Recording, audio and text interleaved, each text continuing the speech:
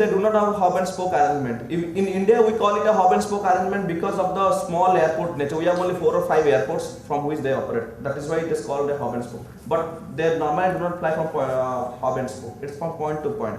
One point to other, other point to other, terminate. Hub and spoke arrangement of the FFC. FFC is called the full-fledged carriers or the legacy carriers. Use of very light jets in short-haul routes. That is called the regional jet. You must all be aware of the Canadian CRJ version. Air Sarah was operating CRJ in India on certain routes. You know, CRJ is called the Canadian regional jet. These are the jets which are 70 or 80 capacity, lightweight, less fuel consumption, and high efficiency. You know, these also created an impact where the legacy means the bigger carriers, they felt a threat to that. So when there is a shift on that, whenever we do something or the other, when there is a shift from one phase to the another, there are some crises to be happen. Crisis in the sense some bottlenecks comes up. The major bottlenecks which came was the aviation policies and the geopolitics in international trade.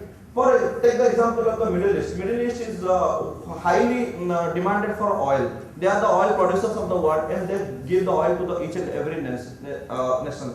And the US policy towards Middle East is never cordial. That is the biggest mistake of for which they are suffering and whole world is suffering. Geopolitics in international trade.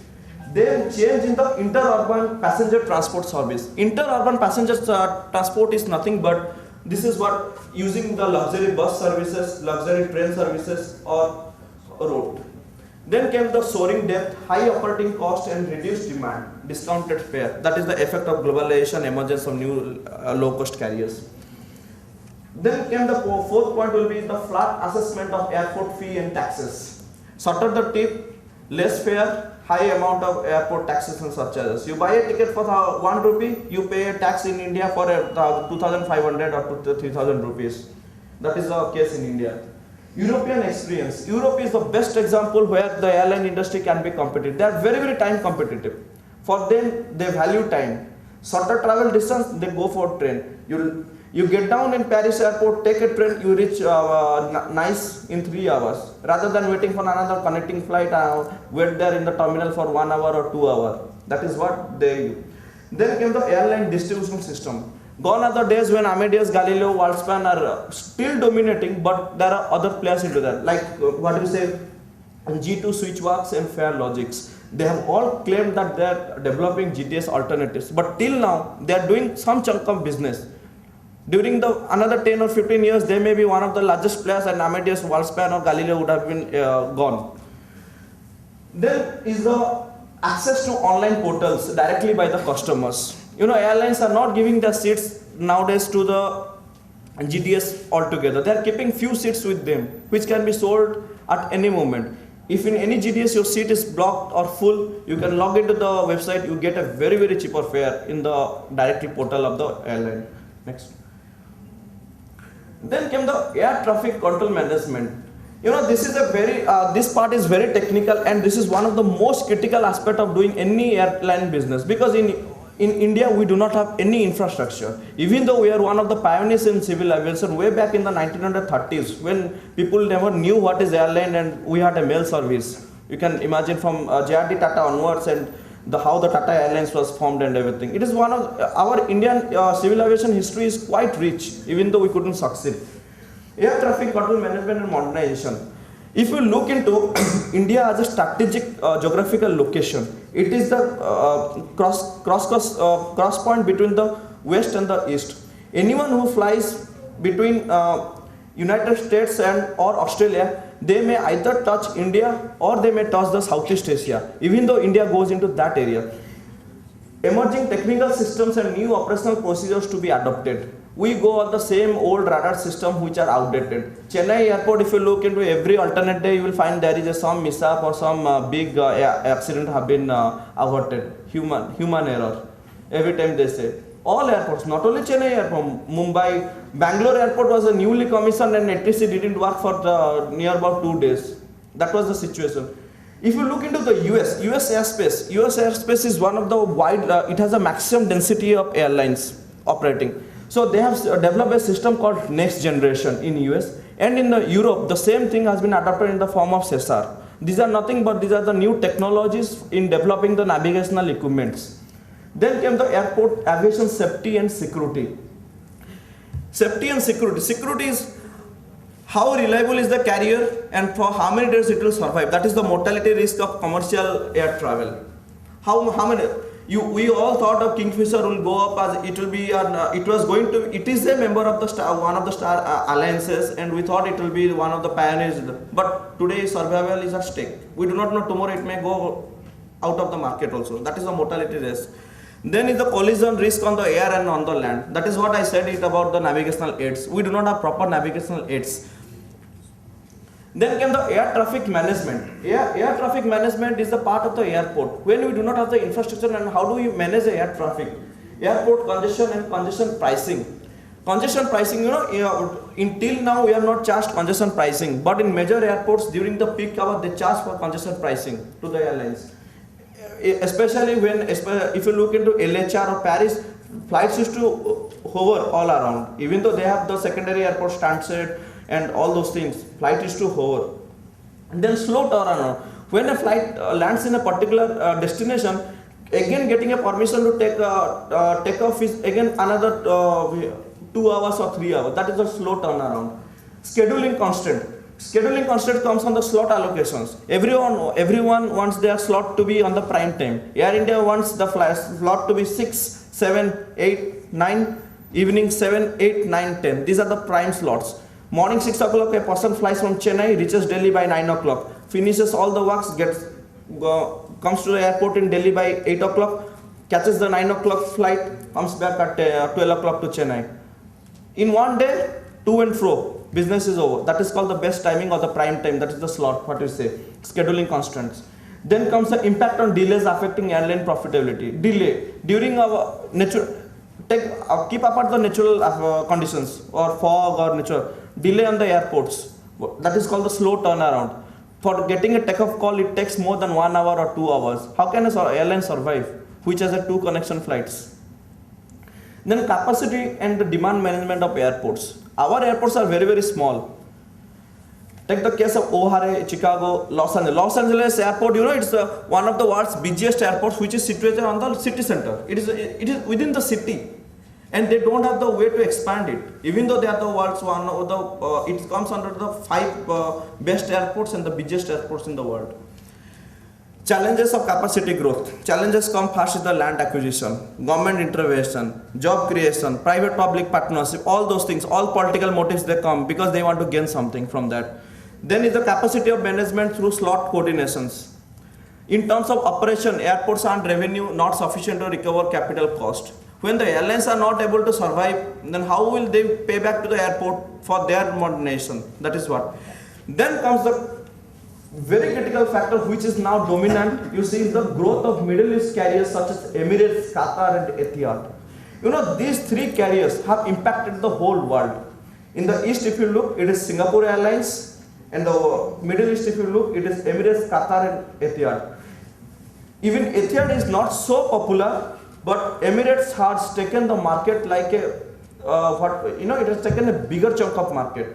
It is one of the only independent carrier which has competed with the alliances and the major carriers. It was a time when Canada, if you look in Canada, Canada is the hub of all civil aviation policy of the ICAO headquarters. Even Canada refused to allow Emirates to fly into and fly out of Canada. Germany was a country which asked Emirates to give high price for any flights which is going out of Germany to have a higher price on the ticket because they wanted to support their airlines. Because the services on the Emirates were quite high and people opted for Emirates rather than their own airlines. That was the government strategy. And and the thing is, another thing is, dwarf the size of American and European carrier and the amount of order they make. They are into the huge orders. Their flight size is quite huge now. Next. Then comes the aircraft manufacturing design, then aircraft nose affecting the airport expansion and impact of aircraft engines. For example, if you look into the Concorde Airlines which are stopped. Next. As a whole, I can summarize it in one manner. It is a capital intensive market. It's a capital intensive business. And there is no homogeneity in air transport business. We saw a change in tide in the last 30 years. It was regulated, went for deregulation, went for reshaping, then consolidation, then at the end regeneration. Regeneration, we are stagnant. We do not know when, how, and where to take off. Now I'll ask my panel head, sir, whether the air transport market will recover after the economic crisis and that growth will prevail beyond 2012. I would like to have comments from you and your team. Thank you very much.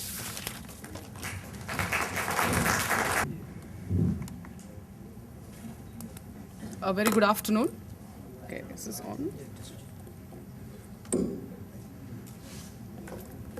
A very good afternoon.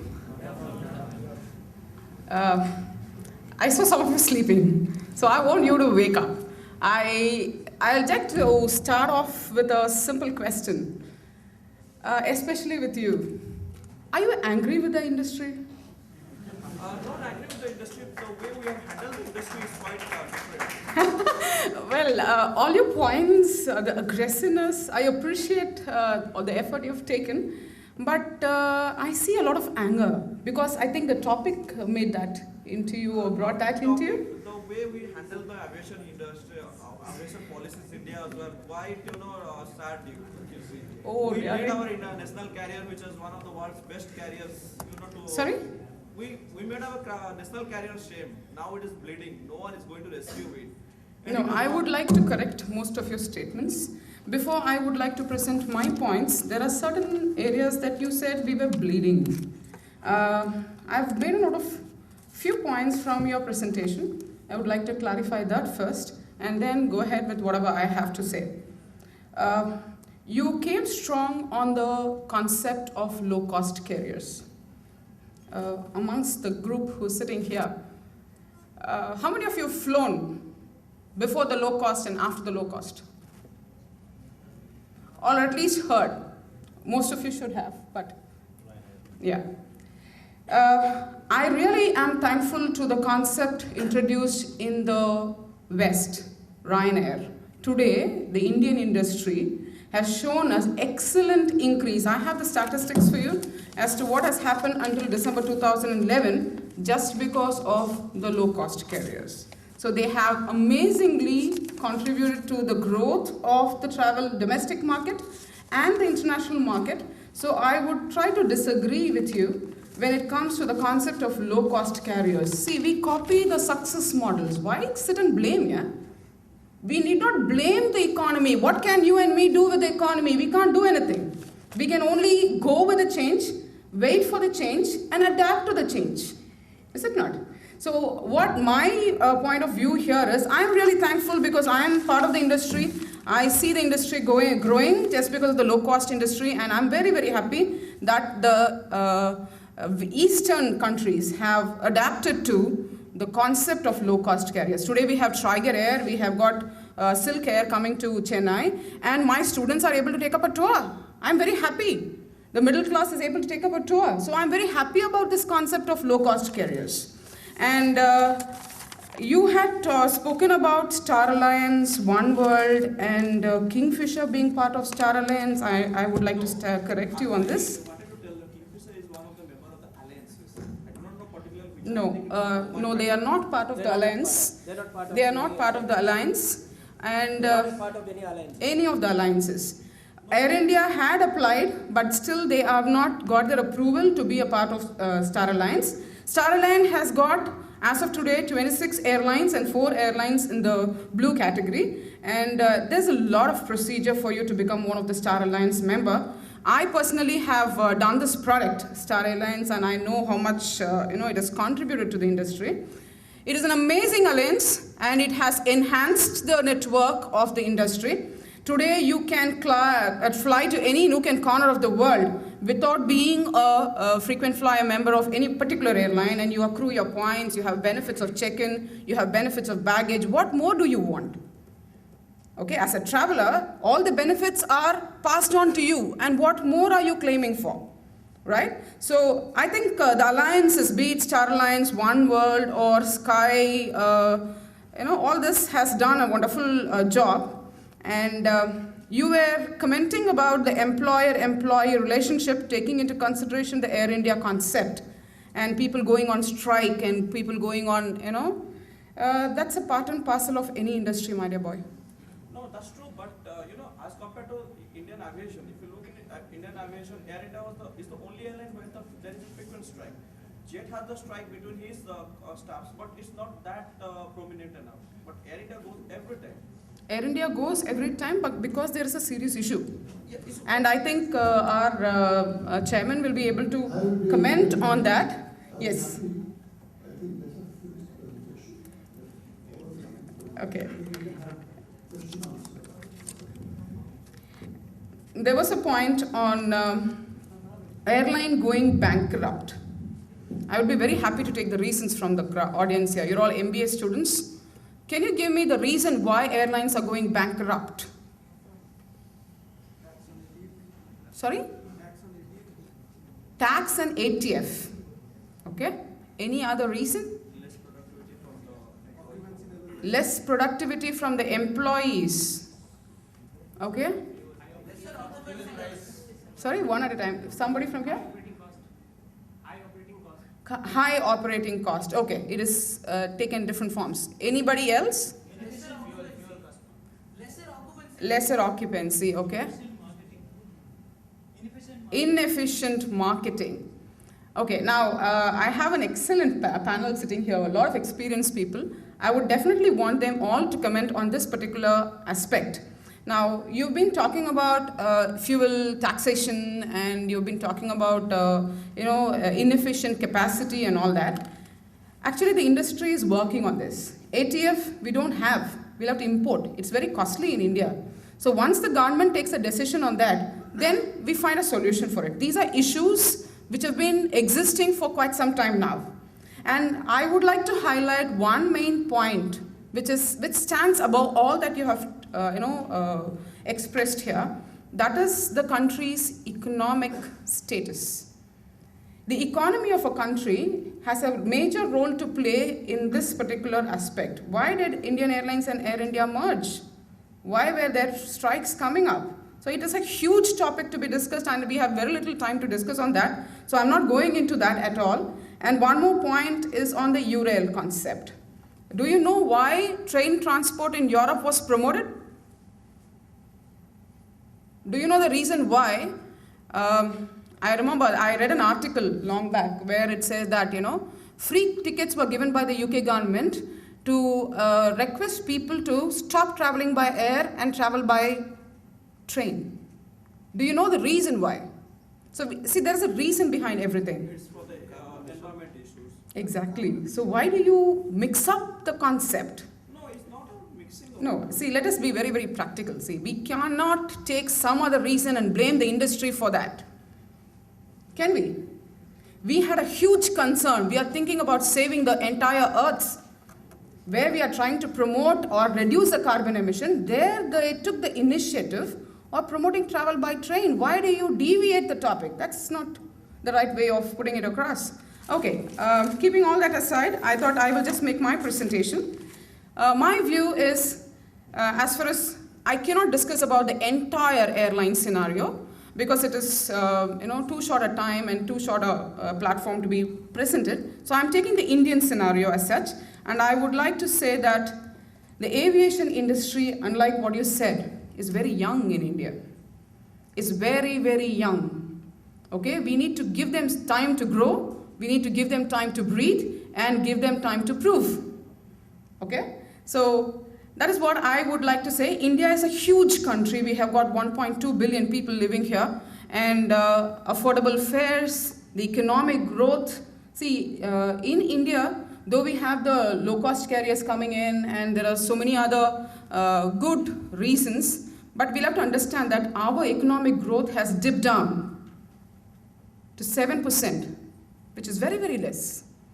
So the entire country, the Prime Minister, the President, they're all working on it. It is not the airline industry alone. All the industries are getting a solid beating because of this. So it is not the airline industry alone that we are suffering because of this, but this is handled very well. If I have to tell you about,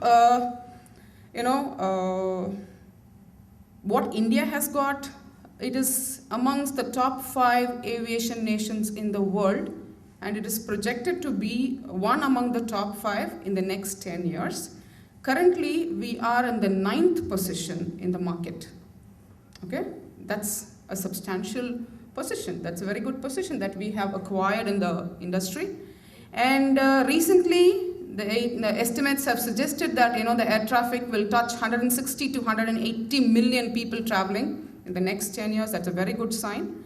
And so if you talk about the market, it's very good and it is growing. And we have around 87 foreign airlines flying in and out of India. So if I go into statistics, it's a little boring. So what I would like to sum up is, the market is quite promising. We have shown growth in each and every area. And we do have issues, like rightly indicated by you people. We have a problem with ATF, so we have to import that. We have a problem with the slow economic growth, so that has to be handled. And of course, investment into technology. You were telling that we have very little technology, but there has been a very good growth in the technology, in the sense the groups have come into, privatization has happened in airports, and we were able to give a better infrastructure when compared to the previous years, and we have increased the number of foreign players coming into India. So that itself is a good beginning. And of course, the solution for all that you have addressed already, one of the solutions is FDI. If the government can take a policy towards foreign direct investment into the Indian carriers, there is a solution for Air India, there's a solution for Kingfisher. Okay, so let us look into the solution. Let us not be negative about our approach. That is my request. It's a very promising growth that we have shown in the past few years, especially until 2011 and until March 2012. The growth has been substantial, very good, promising. So there's nothing to worry. Yes, there is a lot of, what should I say, hype given by the media. Please don't get carried away by the reports given by the media. You are very well aware there's a competition among themselves as well. 24/7 they have to produce news. So they need to, do something in the media. So there is a lot of hype given to even small little issues. So please go in depth and analyze the issue and understand it correctly. So I wish you all good luck, and I will wind up with this. Thank you very much for the opportunity.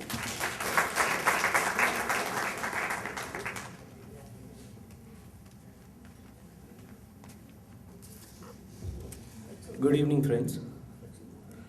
I think I first need to share a little bit of information, because all was talked about is history. What are we facing now? I think that's what is to be discussed. I have with me CAPA, which is Center for Civil Aviation, Asia Pacific Aviation report, which was presented in 2011 April, which said every airline or airline industry on the whole in India will make a 350 million US dollar profits. This was the I would say the presentation made by them, and the domestic capacity will increase by 12 to 14%, which has been going on for almost 10 years now. And the international capacity will also equally increase its capacity between 10 to 12%, which is the current domestic travelers around 50 million in India, and the international travelers around 37 to 40 million travelers in India per year.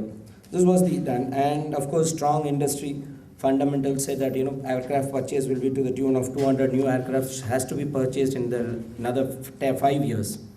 And it also said capital, because it's a capital intensive industry, so capital infusion to the tune of 1.5 billion US dollar need to be infused.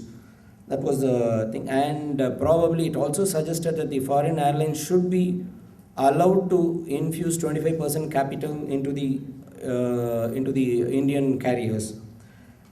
And probably the challenges which it had projected was, one is the direction of the fuel prices.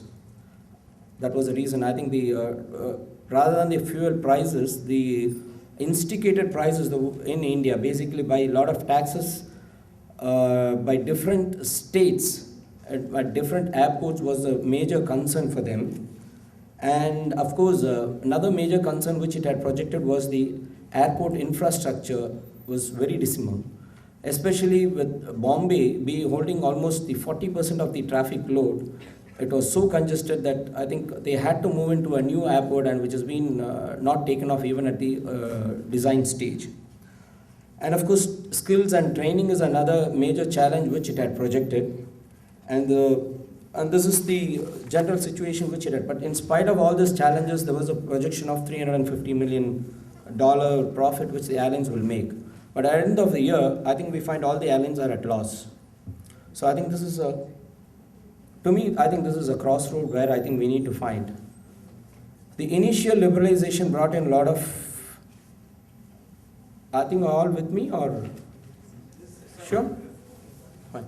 Because I find a lot of noises there. So that has brought us to the sort of a particular plateau, because the initial rise has been in the traffic and in the profit, but now we are hitting a plateau of stagnation, and probably that's what has now started resulting in the losses which the airlines are making.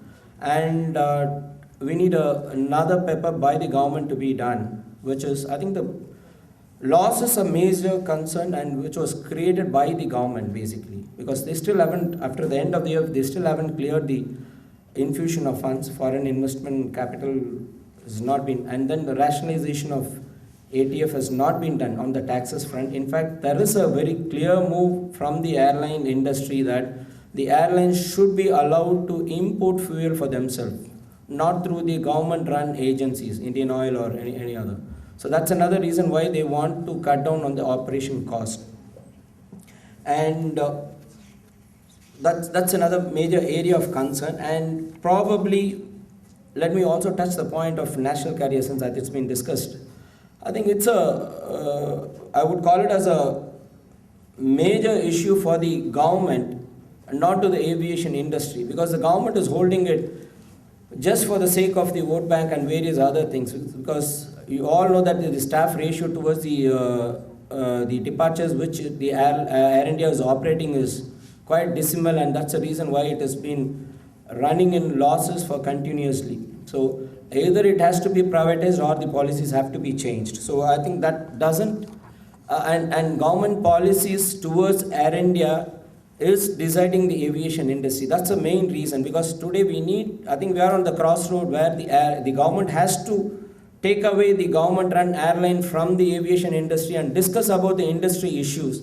Probably, I think the arrivals of the solutions could be handled in a much better way rather than government trying to handle the aviation industry through Air India.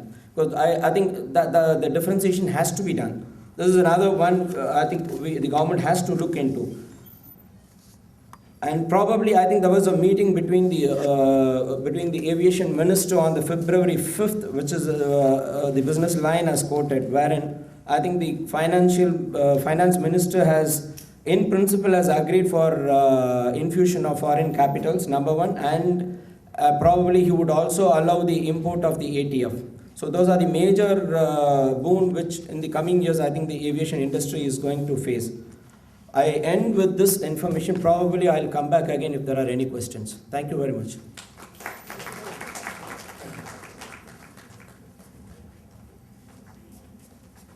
Good afternoon. Said good afternoon. Yeah. I've been introduced already. I basically come from the hotel industry, but I really like to thank Department of Tourism, Mr. Venkata Rao, to invite me and talk about the entire industry.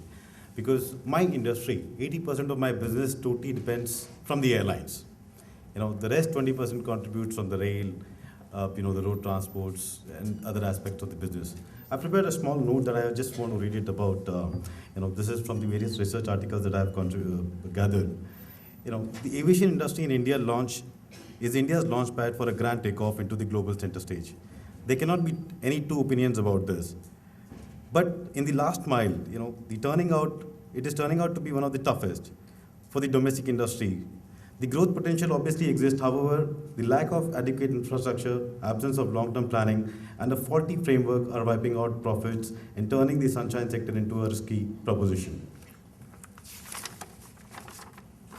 We look at the weakness as to why this is happening. Despite rapid growth and entrance of several new players, there are certain issues which are haunting aviation sector till now. One of them is the deficiencies of airport infrastructure across the country. Nearly all the major airports in India are heavily congested, and operating environments are too inefficient. Though recently new airports built in Bangalore and Hyderabad and modernization of Delhi and Mumbai airports have resulted in relatively better airport infrastructure, also most of the airlines have not been able to break even till now. Unless they achieve profitability within a short-term period, some of these airlines will find it difficult to compete in the market. Another big obstacle to reach profitability for Indian airlines is the high fuel cost. I mean, we've already discussed this in the presentation that Mr. Mohante and the other panelists have discussed. The other reason is that in spite of this rapid growth, there is a scarcity of resources, particularly for pilots, technical people, and the other management people. So our airlines have to very heavily depend upon the expats, which further increases the cost of operations. The opportunities that I see, the economic growth, as my fellow panelists pointed out, is huge in this country. India is slowly becoming a tourist destination. The number of foreign nationals coming in this India is growing. I mean, we are projecting close to 7 to 10% growth when it comes to the international segment and 15% in the domestic segment. Also, an increased outsourcing of aerospace design and manufacturing to India has resulted in creation of domestic talents, which can be utilized to grow Indian aviation sector. So finally, I'll give my opinion. In my opinion, it is clear that aviation industry in our country is having trouble. There is something fundamentally wrong. It could be wrong aviation policies or maybe a faulty management or both. It is right time to analyze threadbare the cause and fix the same with a short and long-term perspective. Each of the private airline and the government may have to cooperate to find a long-term solution. The aim should be to improve the financial health of industry so that it can serve the people and nation well, because the present-day nation cannot move forward without an efficient air transport system. Thank you.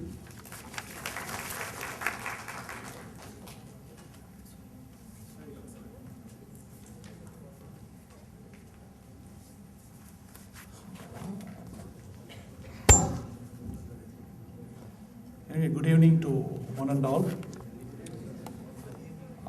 At the outset, let me thank Dr. Venkata Rao, the head of the Department of Studies, Pondicherry University, for giving me this wonderful opportunity to be here on this day. And I believe there is no need for a panel. I believe your guy has covered everything. He was able to give a beautiful panorama about the airline industry. And congratulations for giving, for taking pain and giving us a fantastic and a clear idea about the airline industries. And after he is right to finish his job, probably we have no job at all, I believe. And we panelists, me and Ms. Bani, we are from the academic side. And other two gentlemen are from the practical side. They know the reality of the airline industry. And thanks for giving this opportunity, and my congratulations to you for giving us this wonderful presentation. And this airline industry is at crossroads. This is a very challenging area, a very challenging topic.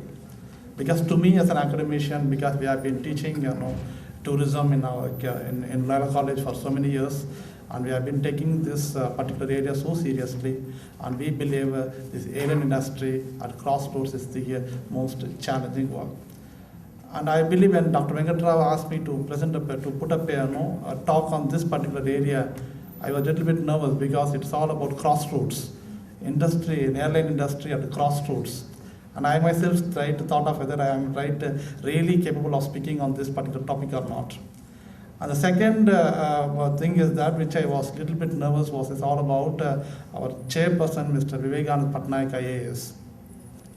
And talking before him about the airline industry, I believe I am no way to stand before him and talk about this airline industry. And we have been good in academics and we have been doing this and that, but practically speaking, we are not as much knowledgeable and experienced what Ms. Patnaik had. So, and I'm so fortunate to be on this particular occasion. And I'm not going to take much time. It says a very simple presentation I'm going to make. And it says that I've taken a few challenges because I had worked with the United Nations for some time, and based on that experience, let me have the honor and the privilege to share some of the views which I have. And I've taken a few information all about the global challenges, what this industry is facing today. When I say crossroads, you mean that there are many options which are available for the Indian airline industry. When I say options, there are too many options in this present society. You know that we talk about LPG, right? Liberalization, privatization, globalization, deregulation. There are too many jargons in it, right? And too many words and too many things which we can't understand. We talk about LPG in India. LPG has really changed, has really given a beautiful shape in this particular subcontinent. We believe India is a subcontinent.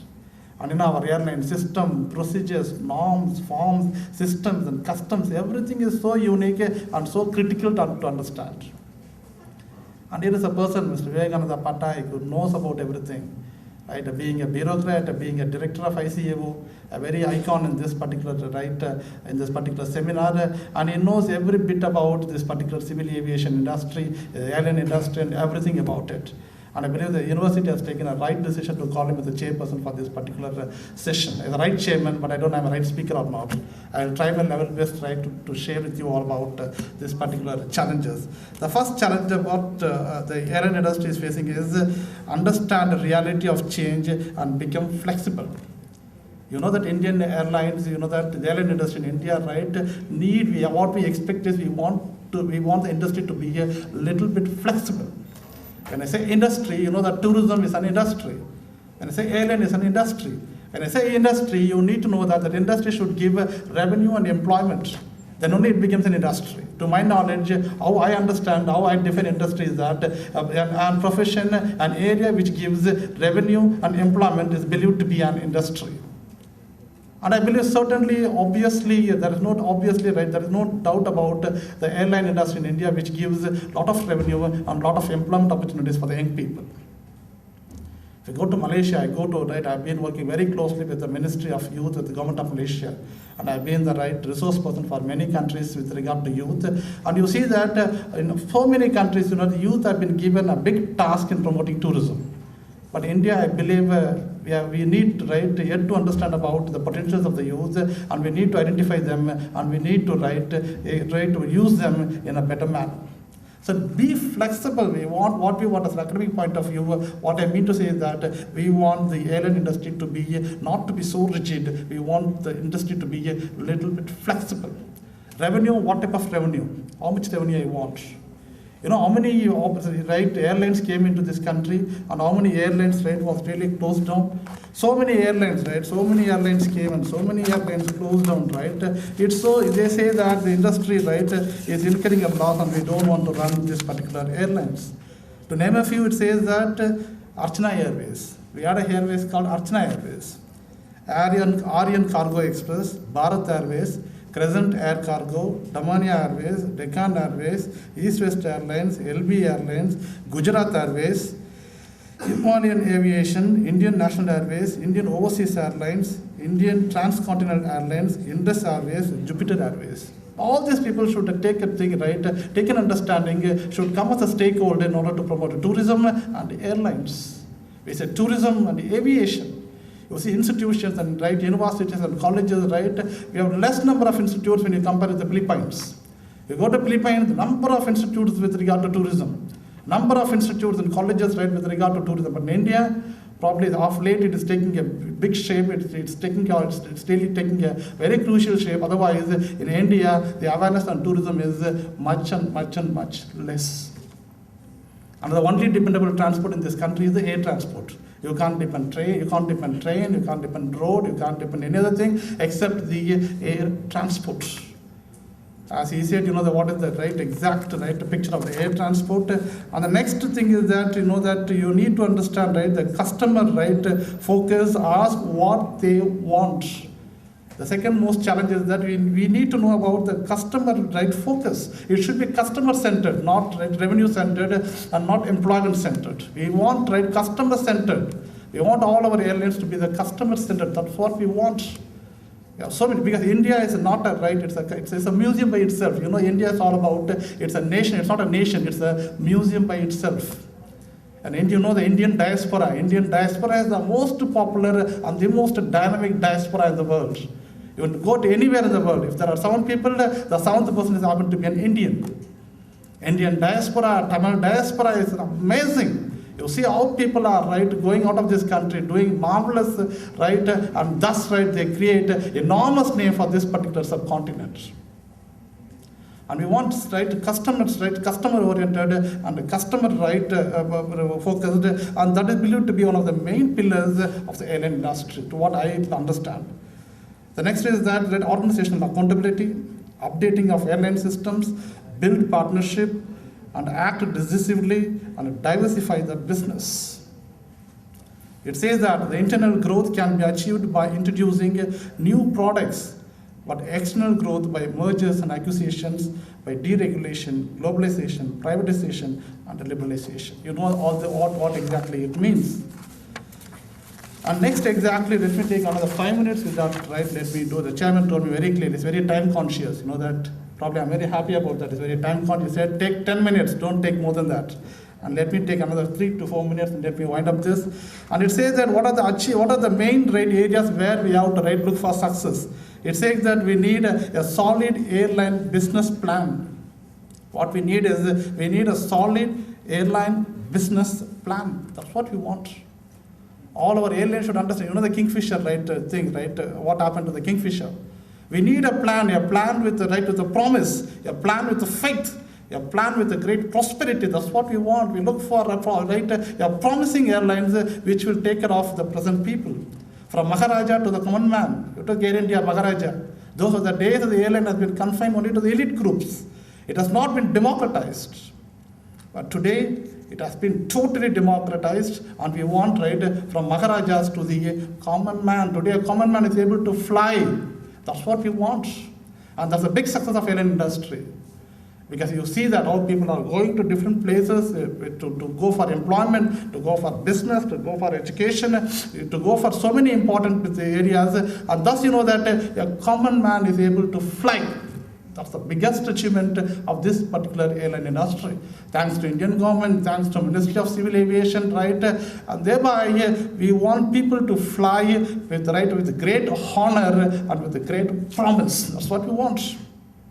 Flexibility, diversity, we want leadership also. India is a country where you know that leadership is very less in this country, right? We want leaders of promise, right? We want the leaders who knows the way, who shows the way, who goes the way, but did not go away. But here in India, people will go away. They show the way, go the way, but not they will go away from the leadership. Right? India is that leaders, right? That's what. We know the way, we show the way, we go the way, but we also go away from the leadership. But we want a prompt leadership, and a perfect understanding of the leadership, that's what we want. And we want effective cost-cutting strategies, fleet commonality, right? A reasonable capital requirement, and the most important is long-term vision. We want a vision every time. And I always, let me quote this and end my speech. It says that a Japanese chancellor who came to this country, who stayed in this country for so many months, and his departure, he was commenting about India. He said all good things about India. Food is so good, people are so good, culture is so good, heritage is so good, everything is so good.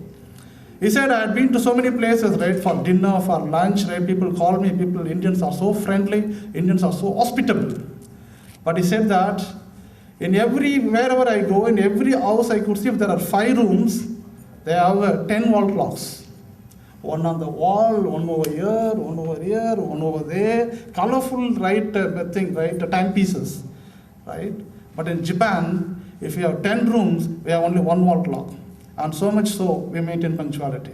But in India, you have too many timepieces, but you are not punctual. In this country, we have a disease called an Indian disease. A disease called an Indian disease. An Indian who goes to Singapore is very law obliging. He takes his sweet, he puts his toffee core inside his pocket. But the moment he comes to India, he puts it like this, right? He's walking like a hero here.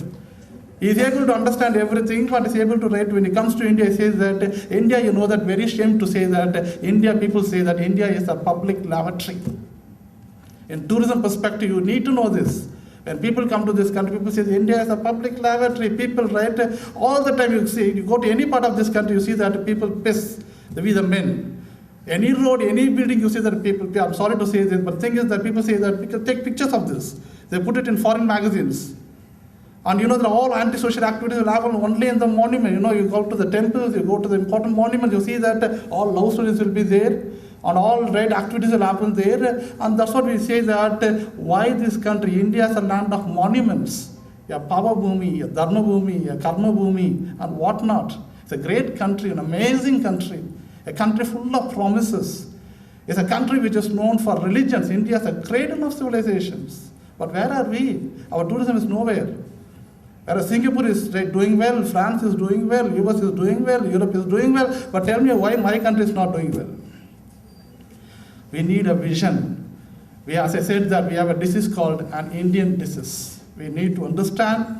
We need to develop a lot of visions, missions over this country, and to have a great amount of awareness where we can do well.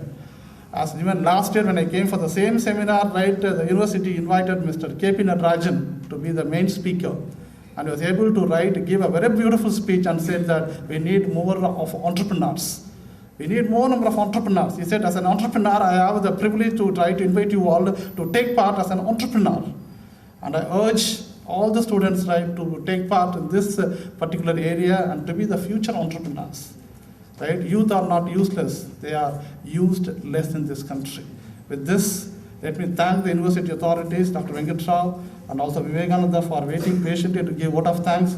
Thank you so much and wish you all the best.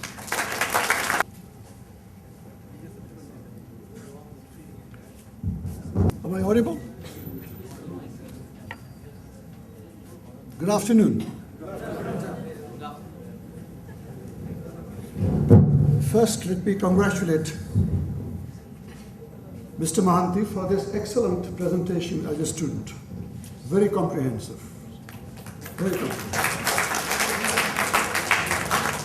I must also congratulate Vani. Can I call you Vani? Sure. You are like my daughter, so I can always call you.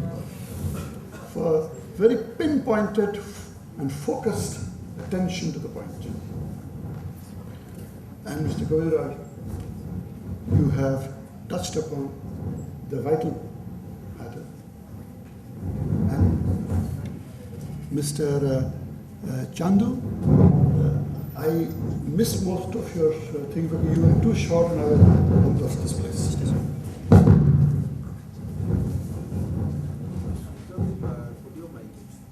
I think I can speak like that. Is it okay? Are you able to hear me properly? Okay. First, I must say, and then Mr. Excellent. Yes, Dr. Raghunathan. Excellent, excellent. Everybody has captured the subject very well. Each one has given a perspective for a gathering of this type.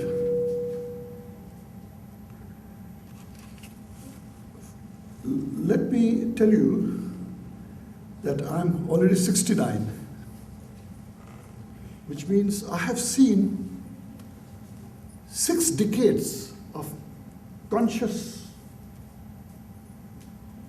life. Assuming the first 9 years, I was not very conscious. But even in the first 9 years, you learn a lot of things also. I have seen the end of the Second World War. I saw myself the bombs falling, my father treating my father was a doctor when Chinese sailors were strafed by the Japanese fighter. I lost my uncle in the Air Force in the Second World War. I saw the taboo of joining aviation because of the tragedy at home. And I've seen how the aviation grew in the country to such an extent that when I used to see off my father and mother, I could go right up to the aircraft and say hello and goodbye and come back. Can you imagine that, really? You have given some special privilege? No, because At that point of time, aviation was in the stage of infancy. As Vani said, we continue to be young.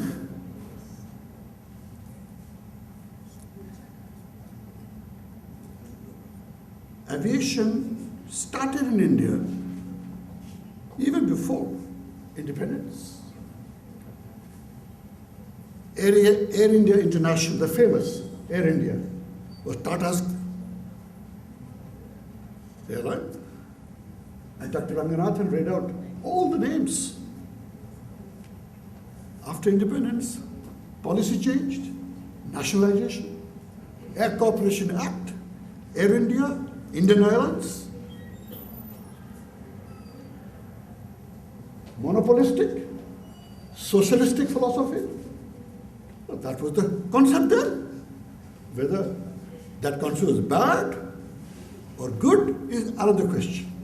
Everybody is wise after the event. Everybody is wise. You can blame Pandit Jawaharlal Nehru. You can blame also even Mahatma Gandhi.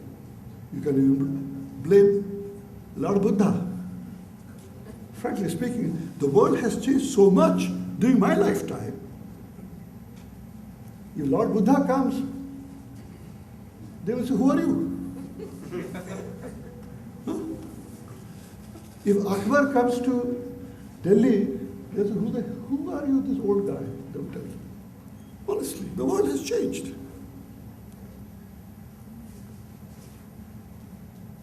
During this period of 60 years, there was another airline which had come up. Vayadut, you have forgotten? Vayadut was a product of Air India and Indian Airlines. That also vanished. Then came in the 90s, liberalization took place. During that phase, Modi Luft came. Modis are not kids. Lufthansa is not kids, but Modi Luft failed. East-West came, it failed. We were still in the domain of Air India as well as Indian Airlines. Then came Jet Airways. I must say, I was not that time in India when Jet Airways was permitted to start its operations as the first private sector airline after the liberalization. And it was given route in the foreign sector, which was a very bold decision on the part of whoever he was who decided that. Naresh Goyal was a young boy before me, and he used to represent almost every airline on earth in Delhi. And he was an entrepreneur. I think there was a mention of leadership, entrepreneurship you mentioned. You need entrepreneurs. Because of liberalization in 90s, the growth has taken place in the country. Nobody can question that. We have a middle-class population of 350 million. It is unbelievable. In such a short period of time, the middle class has blown to such a proportion. Nowhere in the world. Read the history. Management students must read history. Must read history. Only in 2005, you have to give credit to Mr. Prafull Patel and the Prime Minister and the then cabinet who permitted low-cost carrier to come up. Ryanair example or whatever, EasyJet example, they came. And the mammoth increase of traffic that took place. Rate of growth was 25% per annum, which is unbelievable. Bhubaneswar, which used to receive 2 or 3 flights a day, I think people from Odisha here, suddenly the airport became a bus station. You know, you have to understand these things. The growth has taken place. Hit by the financial crisis of 2008, even before that, Suddenly there was spurt in oil price. For whatever reason, I don't want to get into that. It affected the whole airline industry around the world. And if you go into the history, airline industry goes through so many ups and downs. There are so many factors. But believe me, today, in the world, airline industry have a profit of $15 billion as against Indian airline industry, according to prognosis of ASSOCHAM or in CAPA, is 15,000 rupees to 15,000 crores. Nothing bad. That is the projection which has been recently given.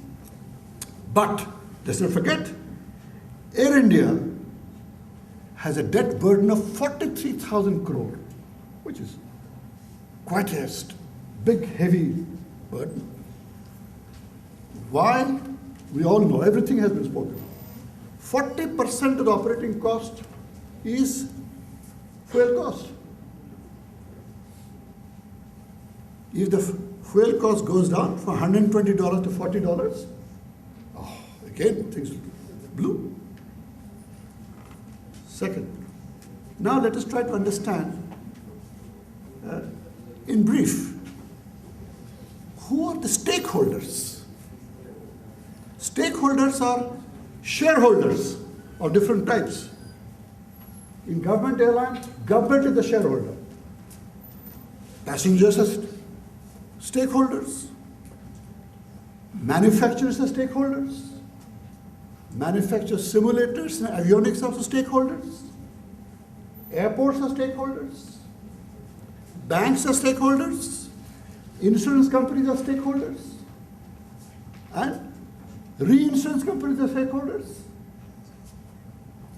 Let us try to understand how the airline is governed by so many stakeholders. Each one plays a part. Next, you change. Those having interest in mail courier service, postal department, they're also stakeholders. Cargo agents are stakeholders. Mind you, I would like to make it clear, all the passenger traffic has not given profit. The cargo traffic is making good profit. You are from industry, you see, making good profit. Just as if you leave it to the aeronautical revenue, no airport can be viable. But in non-aeronautical revenue, which gives, what is non-aeronautical revenue? Alcohol, sale, your cigarettes, all these things. Now let's go. There's so many caterers, etc. Next you go. Fuel companies are also stakeholders. And then public in general. Because there was a mention in the course of the discussion, who is looking at who has got interest in what? Yes, passengers have a stake, public also has a stake. Dividend, market capitalization is also important. Promoters have, anyway, change. Next. You have to see profit and loss, income and expenditure, assets and liability. Then competition itself is a factor which affects the viability. As you mentioned, next you go. Tariff is not determined always by the market forces. Regulator can fix the tariff. DGC can interfere in India. Then who influences business decisions, directly or indirectly? Government, route rights, on which route you'll fly. I was the chief negotiator for India for many years for exchange of traffic rights, those days. And our view was to protect Air India. I think this morning, Mr. Suhas Goyal said, Air India is not India. In fact, I had to fight with Air India many occasions. Why on earth do you stop foreign airlines coming in? Now our airline will suffer. But India is suffering in the process. You see, there was an article the other day, business people from Bangalore, they said that they wanted direct flight from Bangalore to New York and to London. And actually, according to policy, Air India was consulted, and Air India said, no, it's not a priority. But the business people want to have direct flight.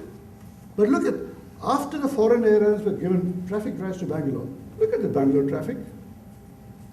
The business in India will not be determined by only one national carrier. You see? Things are changing. Okay, civil servants also play a part. They're sitting on the board of the Air India and Indian Airlines. I was a director on the board of Air India. I was also director of the board of Indian Airlines. I know, we do that. Nice, you go over. But now listen, even the opposition party plays a part. Am I correct or not? Which route to go? The most uneconomic route is Air India. It will suffer. By the way, media also plays a role. I think Ronnie mentioned the same thing. Media gives an impression the whole civil aviation sector is collapsing. Am I right? So which may not be true, frankly speaking. I mean, we know that today's governance is no more with the executive government. There's so many other players in the field. Now, you have got also consumers interest group, as you mentioned. Now next, go over next, please. Go over. You see? Go over. These are all historical things, not necessary. Go over. Okay. We know very well, I don't want to go to details. Merger of Air India and Indian Airlines. It is a factor which contributed. I was actually the chief, I was the chairperson of the panel to merge resources of Air India and Indian Airlines way back in 1986.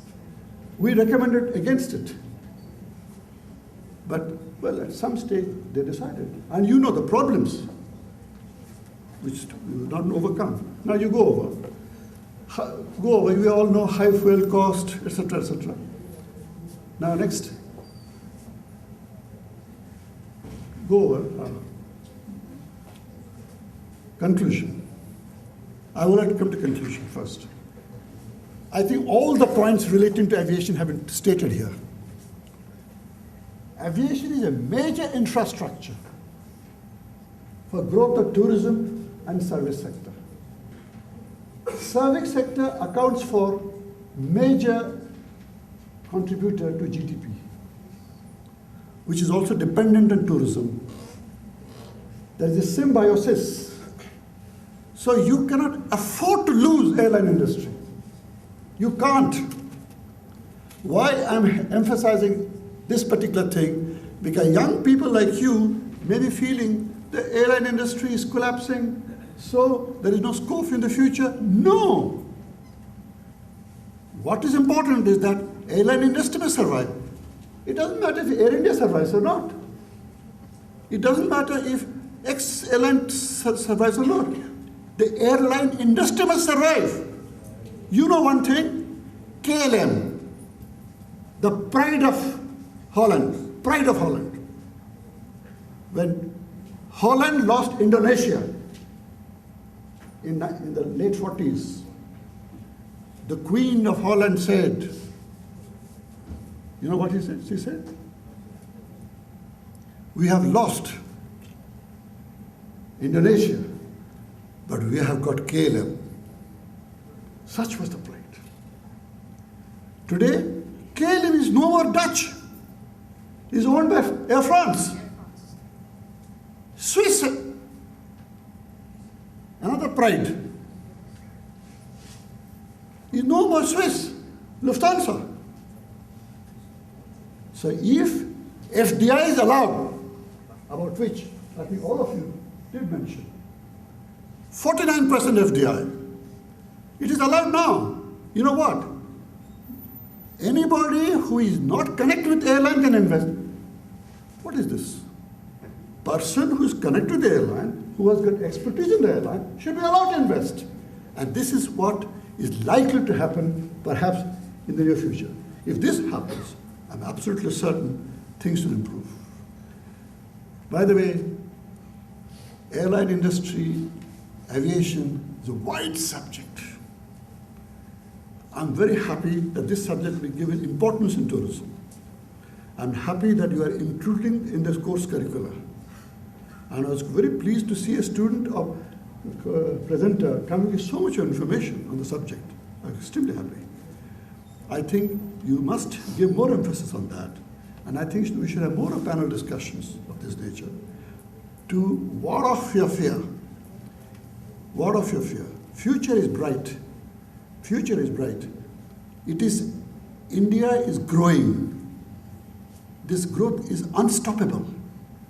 According to all projections, India by 2050 will be an 83 or 84 trillion dollar economy. Overtaking China, leaving it behind at 80. Overtaking America at 40 for 45. Well, you may say, another 38 years, 1950, 38 years. If there is a medical miracle, I'll be still alive to see what is happening. But you people, you are 20, 25. You will see for yourself the growth taking place. You should not